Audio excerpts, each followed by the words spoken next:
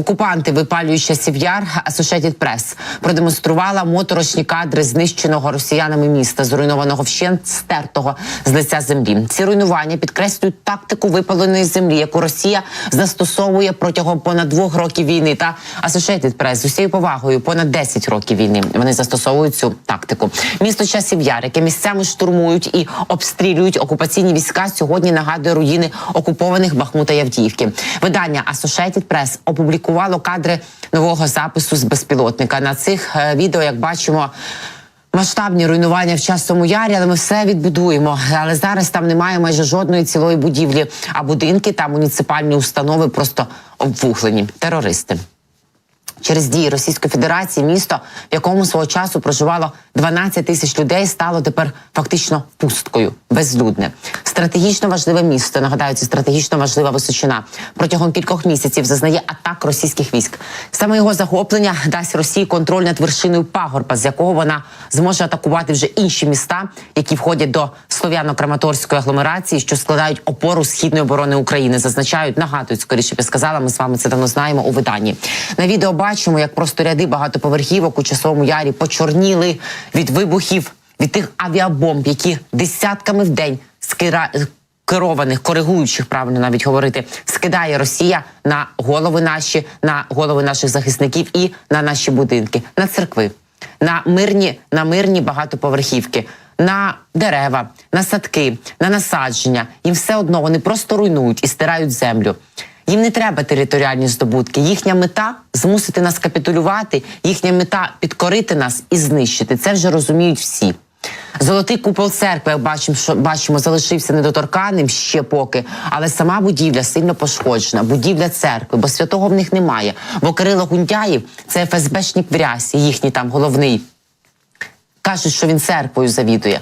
Руйнування підкреслює тактику випаленої землі, яку Росія застосовує протягом понад 2 років війни, оскільки її війська вбивають і виганяють тисячі мирних жителів, вказують в Associated Press. І добре, що Associated Press звертає на це увагу і демонструє ці звірства Росії всьому світу, аби акцентуація не перемикалася від уваги з тих подій, які вчиняє, з тих воєнних і військових злочинів, які вчиняє Російська Федерація на нашій землі. Тим часом Інститут вивчення війни відстежує тенденцію перебазування, передислокації, зміни тактики росіян і зараз бачить наступне. Росія перекидає сили із Запорізького напрямку на Донеччину. В ЄСВ пояснили, що ж це означає. Російське військове командування передислоковує елементи 2 дивізій, повітряно-десантних дивізій із Запорізької області на Донеччину для посилення і активізації своїх поточних наступальних операцій. Імовірно, ворог намагається отримати вигоду з нинішнього вікна вразливості Сил оборони України, яке вже потроху зачиняється, перш ніж американська військова допомога почне досягати лінії фронту у великих масштабах. Про це йдеться у зведенні Інституту вивчення війни. Аналітики називають 3 напрямки фронту, куди Росія може направити вказані частини армії, але не стверджують, що це взагалі може відбутися. Вони прораховують варіанти, їх прораховуємо і ми, наше командування, очевидно, теж. Російська Федерація може перекинути війська, щоб наступати до прибуття допомоги для Збройних сил України. І це становить істотний ризик для здатності Збройних сил України сповільнити російські наступальні операції на сході України в найближчі тижні. Російські окупанти можуть передислокувати ці 2 дивізії із Запорізької області в область Донецьку. Це дозволить Російській Федерації втримати ситуацію і наступати до отримання повноцінної військової допомоги від Штатів. Як повідомляє ЄСВ, росіяни можуть спробувати перекинути 76-ту або 7-му десантно-штурмові дивізії з району селища Роботине в Запорізькій області на схід України. Це дасть ворогу можливість скористатися поточним вікном можливостей. За словами аналітиків, зараз загарбники намагаються використати тактичне проникнення на північний захід від Авдіївки для досягнення ширшого прориву в цьому районі та активізують наступ з метою захоплення Часового Яру. Росіяни на Авдіївському напрямку створили відносно згуртоване угруповання сил, що складається здебільшого з підрозділів Центрального військового округу та 1-го армійського корпусу так званої Донецької Народної Злочинної Республіки.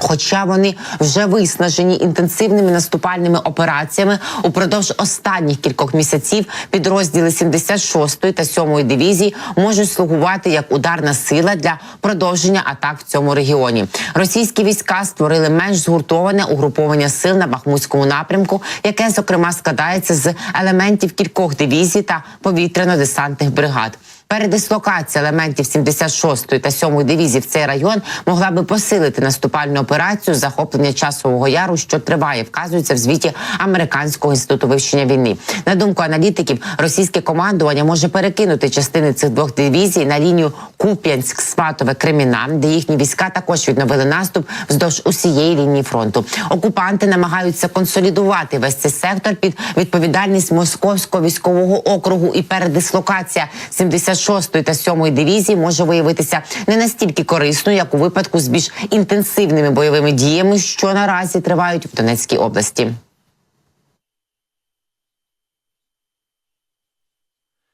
Будь-яка передислокація цих підрозділів дозволить загарбникам інтенсифікувати наступальні операції та чинити дедалі більший тиск на ЗСУ, незалежно від того, де вони будуть розташовані. ІСВ не дає оцінки того, який район є найбільш вірогідним для передислокації сил повітряно-десантних військ, якщо така передислокація взагалі може відбутись. Інститут продовжить відстежувати повідомлення про можливу передислокацію частин 76-ї і 7-ї дивізій, оскільки це становить істотний ризик для здатності ЗСУ сповільнити російські наступальні операції на сході України в найближчі тижні перед прибуттям американської допомоги у сфері безпеки.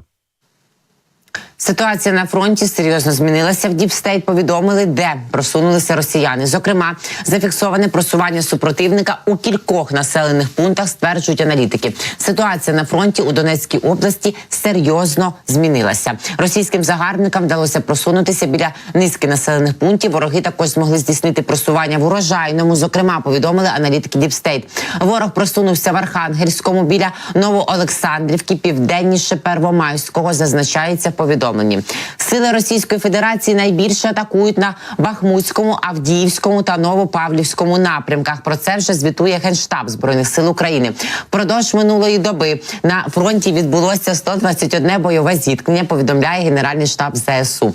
За цими даними, сили РФ здійснили найбільше атак на Бахмутському – 20 разів, Авдіївському – майже 4 та Новопавлівському напрямках – там 22 штурми. Також російські військові по 14 разів атакували на Куп'янському та Лиманському напрямках. Наступальні дії вели на Оріхівському та Херсонському. Йдеться в ранковому зведенні Генштабу. Ворог завдав 5 ракетних та 63 авіаційних удари, здійснив 72 обстріли з реактивних систем залпового вогню по позиціях наших військ та населених пунктах. Унаслідок російських терористичних атак, на жаль, є загиблі та поранені, і серед цивільного населення руйнувань та пошкоджень зазнали об'єкти цивільної інфраструктури, вказано в повідомленні. За даними Генштабу, впродовж минулої доби авіація та підрозділи ракетних військ Сил оборони завдали ураження по пункту управління, наземній станції управління безпілотниками та по 8 районах зосередження особового складу противника. До речі, на Луганщині атакамси прилітали. Дуже цікаво. Про цей приліт,